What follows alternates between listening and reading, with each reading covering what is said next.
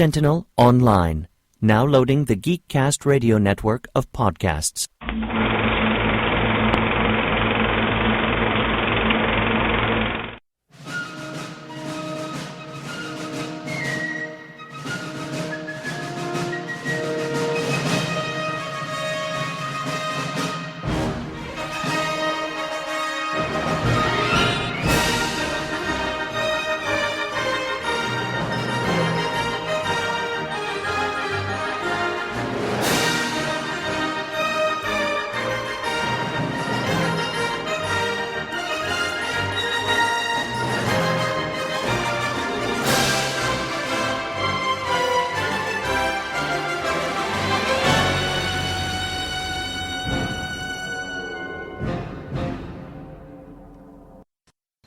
Hello and welcome to the 53rd episode of the M-Wire Movie Week in Review. Today we are going to be continuing the DVD spotlight on the Police Academy films. I am TFGN Mike, and as usual I'm joined by Steve Megatron. Hello. Hello. I think between last week and this week, I've podcasted over 20 hours total. Not surprising. No, you have no idea. You have no idea. This is like... This is new for me. Normally I don't record so much in a week and a half or 2 week span, but... And I've mentioned this several times in these episodes, but there was that Saturday, this past Saturday, where I was on that 6-hour Radio Free Cybertron San Diego Comic-Con coverage. In which case I say you're crazy. And then there was the then there was Tooncast 65 Sunday night, Nerd News Sunday afternoon. We're doing all these this week, so if you add those up, half hour, 40 minutes each.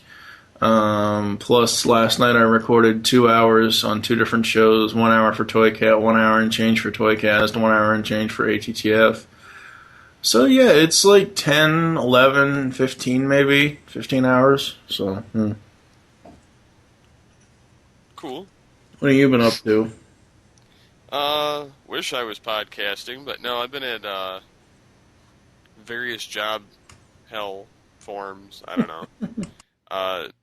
Basically trying to stop from being complained at. So I'm throwing the ball, per se, back in their court to let them eat their own words. Because, yeah. No, I'm getting chewed out for doing my own job. Not to turn this into a headshot, because I'm not going to complain. I'm just stating the facts that I get chewed out for doing my job, which consists of 3 job specifications. Mm-hmm. It's just that my primary job boss is pissed because I'm helping the other departments when I don't have anything to do. Sounds like you're in an office space. Yes, it is getting very much like that, and I am the computer tech for the entire dealership, so when something goes wrong, I have to go do it because nobody else can do it. And we're ordering new computers for half the areas there, and I have to set them all up because, again, nobody knows how to do all the stuff that's associated with it, like getting them ready for people to actually use. So, without me doing that, I can still get my primary job 90% of the way done. It's just that the little extras that I should be doing, I don't have time for, and so, yeah, that's what I get chewed for. So, basically, I'm not going to do any of it, and then I'm going to wait till people bitch at my boss, and so on and so forth. Creates a nice little opportunity there. Then everybody else is going against him, and he's getting chewed instead of me. Yes.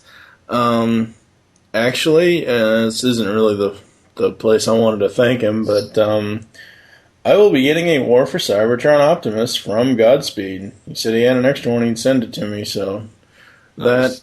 that, and I got to order into Hasbro Toy Shop. Hopefully it actually goes through. Currently it's still on my bank account as pending, so thank God, but hopefully they don't screw it up and say, oh, well, those are on pre-order, like they did with my original War for Cybertron toy order.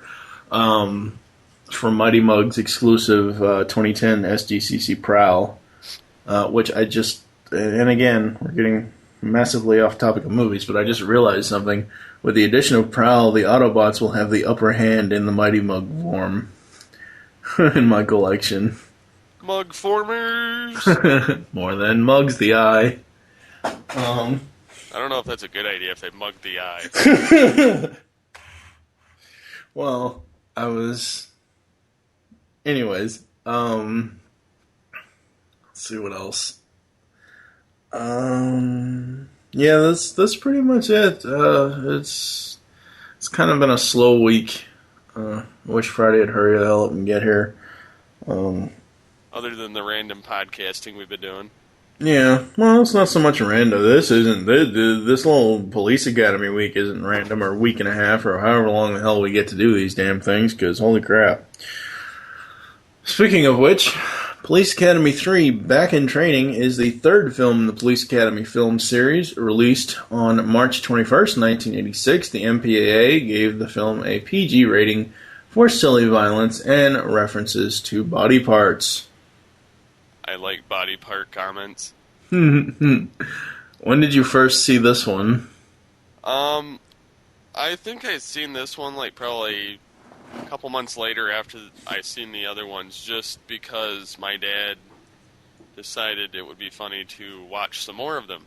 And I, of course, would not complain, because I actually prefer this film and the fourth film, being that they're pretty much sandwiched in the middle, better than the others in my opinion.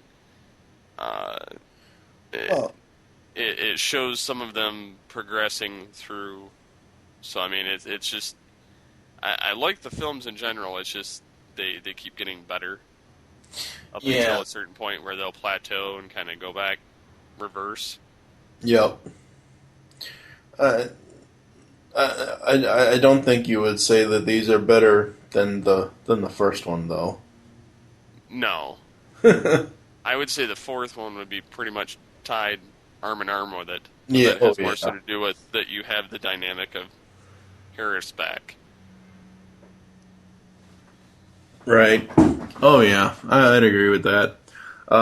It's been a while since I've seen these, especially a lot of these later ones. I mean, I specifically remember 4 because it used to come on TV all the time. So, I guess getting into the plot here, the movie begins in a large garage structure where Captain Proctor, oh boy, played by Lance Kinsey, and Commandant Mauser. Oh wait, what? Where's Lassard, damn it? They made Mauser a Commandant? What the fuck? Oh boy. Meet up with former Police Academy cadets, now sergeants, Chad Copeland and Kyle Blanks. Oh crap. They're sergeants now. Oh god. Like I said, it's been a while since I've seen this, so this is all very shocking to me. It seems one of the 2 Police Academy schools is getting the axe, and Mauser wants Copeland and Blanks to make sure that Lassard screws up.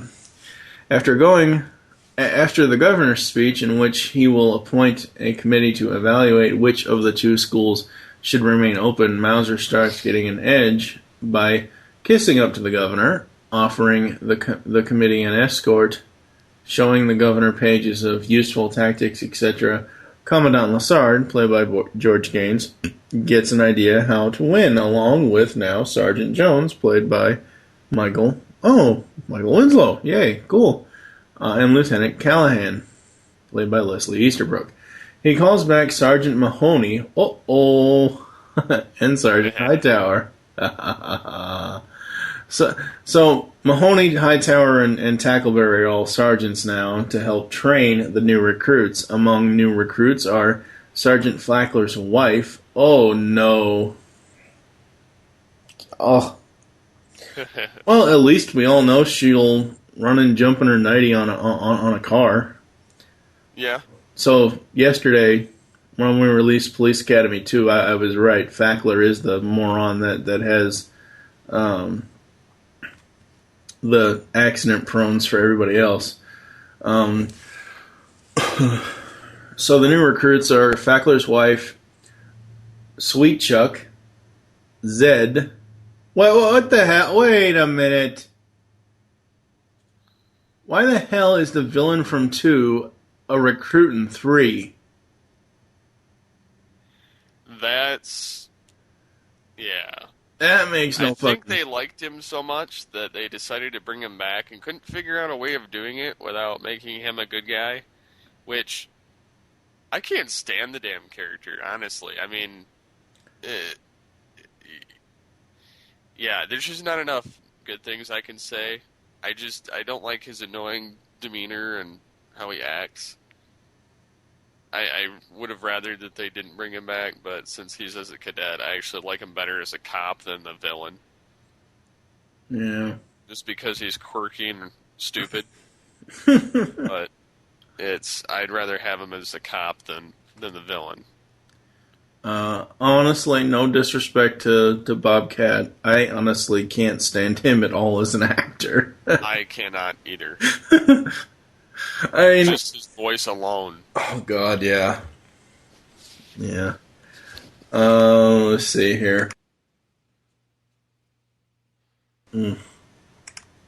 After a few weeks of recruiting, Nagoda is love-struck over Callahan, and Sweet Chuck contemplates quitting after his roommate Zed drives him crazy, although Tackleberry talks him out of it. Copeland and Blanks make the recruits do stuff that would make the committee think they were hopeless. Mauser wants them out on the field soon, knowing the committee will be there. The recruits fail and are teased by Mauser and Proctor.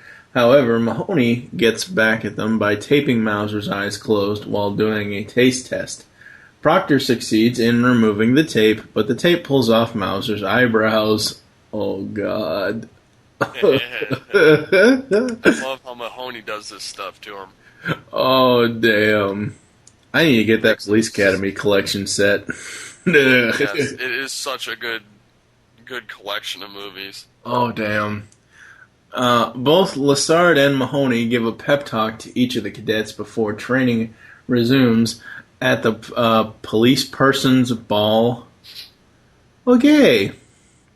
Mahoney meets up with his hooker friend from the first film and has her do a favor on Proctor after he insults Mahoney and Adams.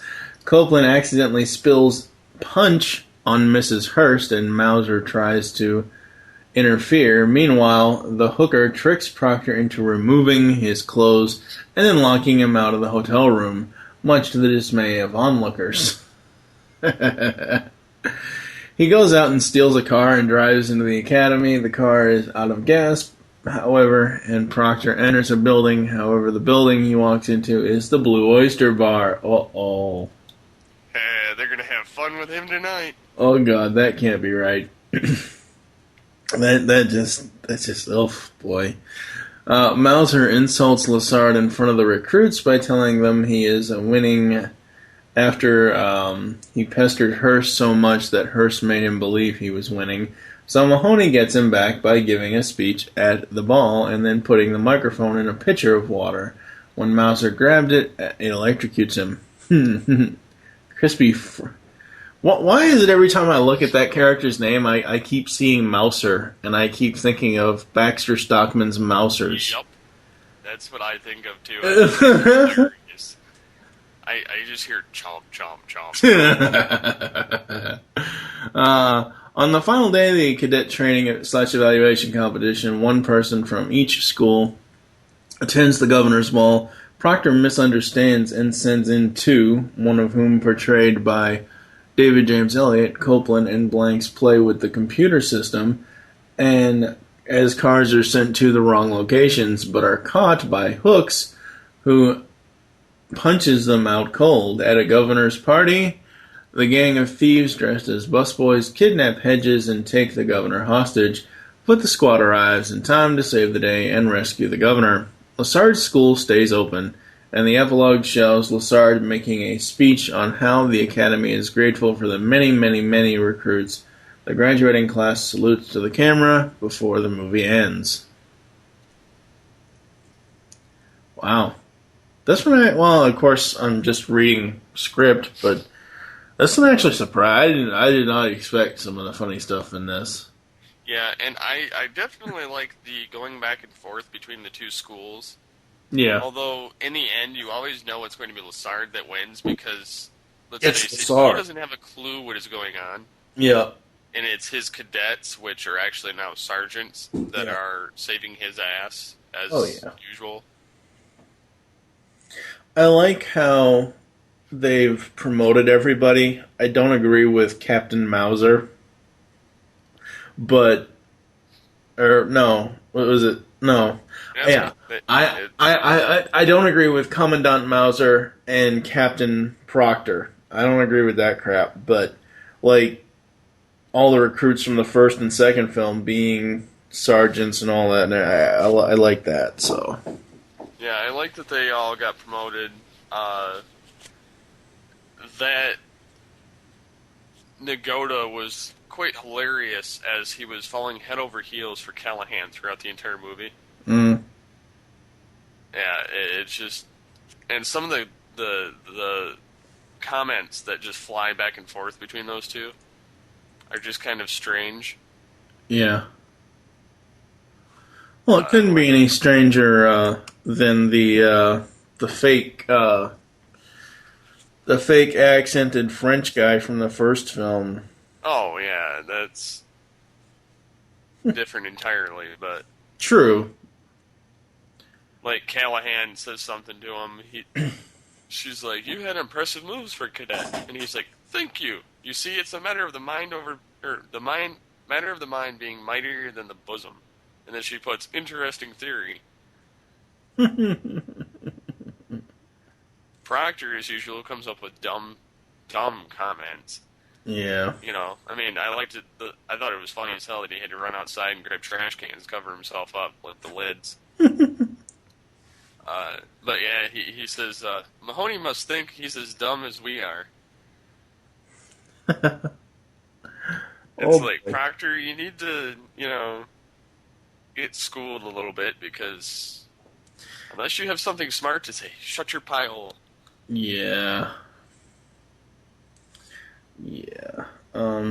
So what did you think of this one overall? I mean, did you like it? Is it one It's one of my favorites of the series. Between the first four, I mean, obviously the first one's going to be one of the best.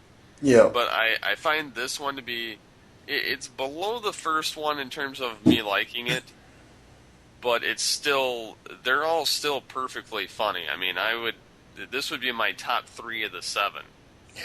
Yeah, I think, now that I've gone through the plot here and kind of refreshed my memory of the film, because as I said, as I've said over the last week that we've been releasing these, the only one I have is the first film on DVD.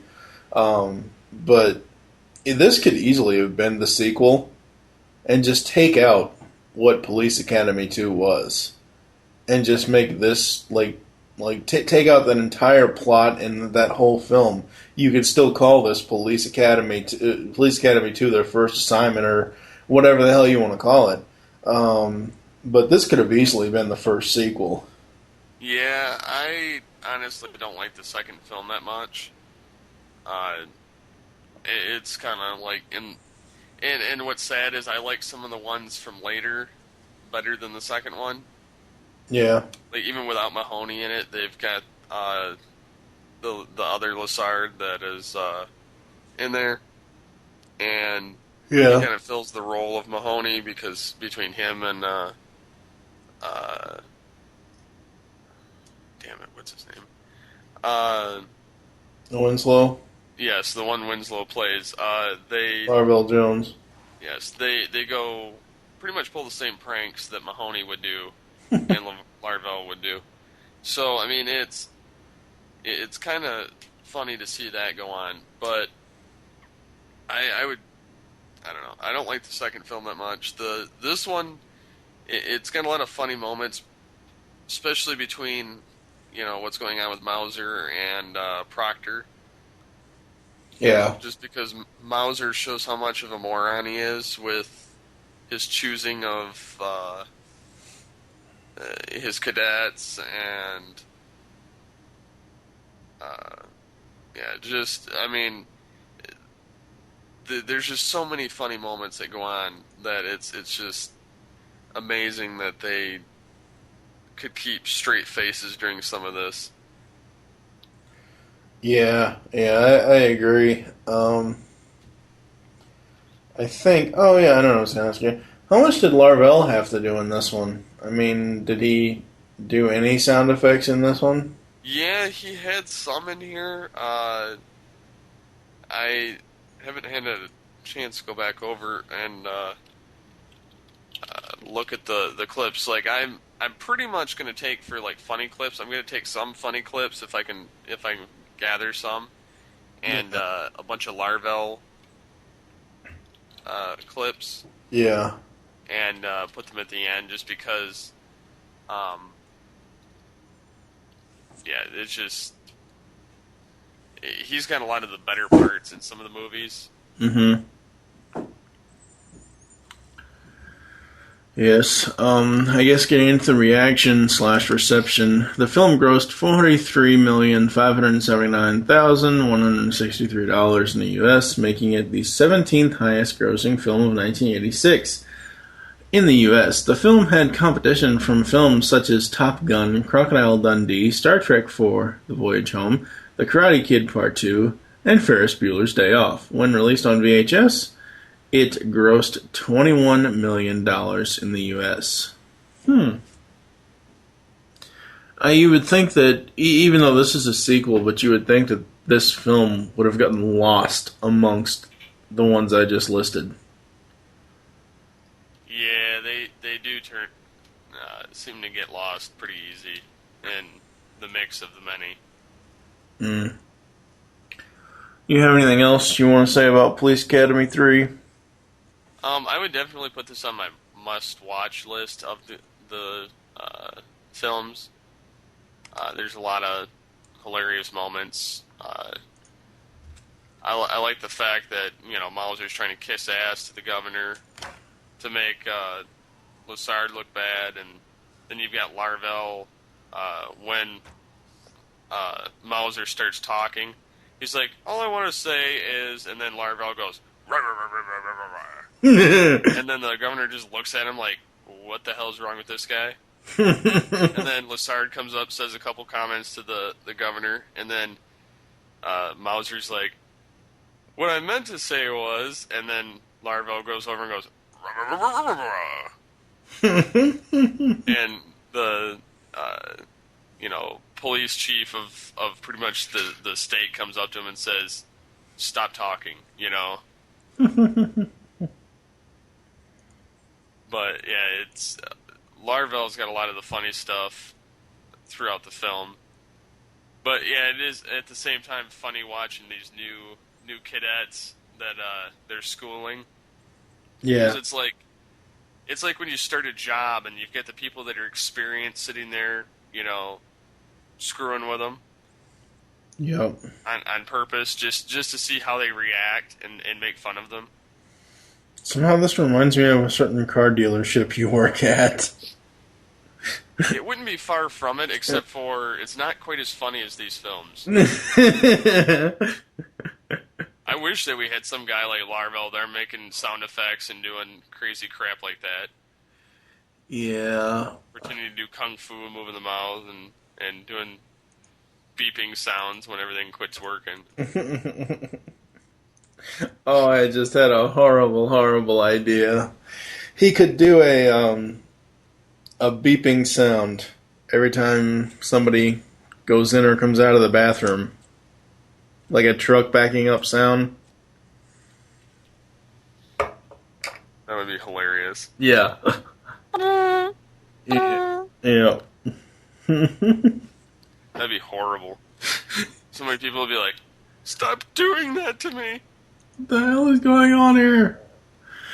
Alright, so I think that's it for this episode. We don't have anything else we want to bring up, do we? No, but yeah, like I said, it's not the best of the films, but it's still among them. You'll be laughing pretty much from beginning to end. Zed scenes are a little awkward, but you'll get over that. It's just it'll kind of glaze over them. It's just making note that he's now a cadet instead of a guy of crime. Yeah, well, Bobcat himself is a little... Yeah, he's a little out there, but yeah. You'll get over that. It's not that big of a deal. Yeah. It's not like some other people from some other movies that I could name that I don't like when he goes, no, no, no, no, no, no, no, no. Are you making fun of Chevy Chase? No. Okay. Somebody from TF2. Oh, Lord. It didn't take that much work for you to put that together. Oh, Lord. On that note, thank you for joining us here on MWire Movie Can Review. So, ways to get in contact with us or leave feedback for the show. Visit the website, geekcastradio.com. Join the forums, spreadoutempire.com/nexus. Leave the show's feedback in iTunes. Please do this. Follow us on... Yeah, that's the right show for this. Follow us on Twitter. GCRN MWire is the show Twitter. Mine is TFG and Mike. What is your Twitter, sir? SCP-21. Become a fan on Facebook. Search Geekcast Radio Network. And for those of you who listen to All Things Transformers, the Special War for Cybertron book versus game episode, call the voicemail line. Tell us the show you're leaving the message for and your name. 502-526-5821. We hope you enjoyed this episode of the MWire and wish you'll join us next time. We'll be continuing the DVD Spotlight with Police Academy 4, Cop. And, yeah, Police Academy 4, Citizens on Patrol. That is the most blatant title joke I've seen in a very long time. And the sad thing is, it didn't take me until you told me that. I was like, that makes sense. For now, I am TFG1 Mike with Steve Megatron Phillips. Thank you for listening. Until next time. I couldn't remember you on these, sir. Oh, Governor, I speak for everyone when I say... Let me assure you, Governor, Commandant Mauser does not speak for this academy. Governor, what I meant to say was...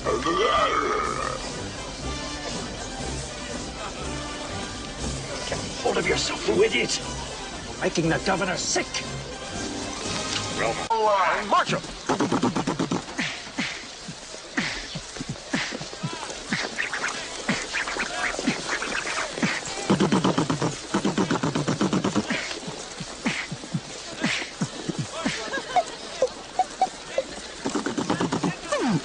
who did that? Say, man, this place is crazy, man. Suckers always making me dance and stuff.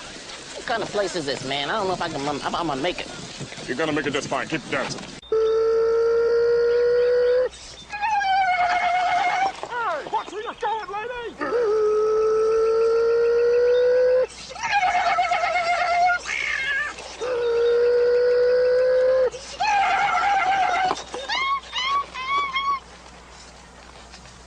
Okay, you can start the car now, but if I hear any of those things, you failed.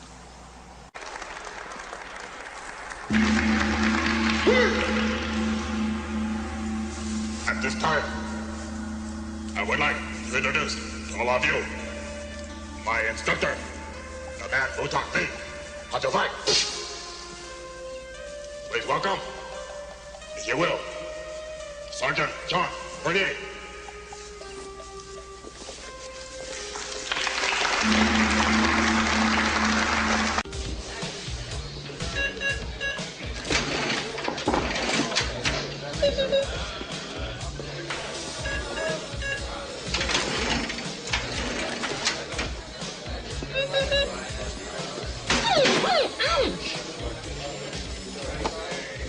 One more ping out of you, Jonesy. I'm going to tape your lips permanently together.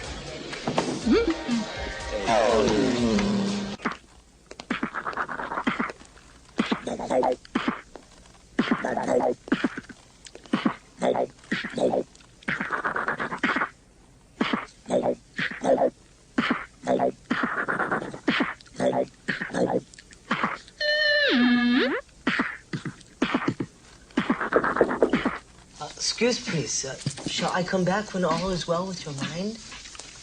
My mind's as well as it gets, but you look a little tense. You see, I have great confusions about Sergeant Callahan. Oh, you've come to the right place, brother. Grab yourself pad and pencil, because The love doctor is about to speak.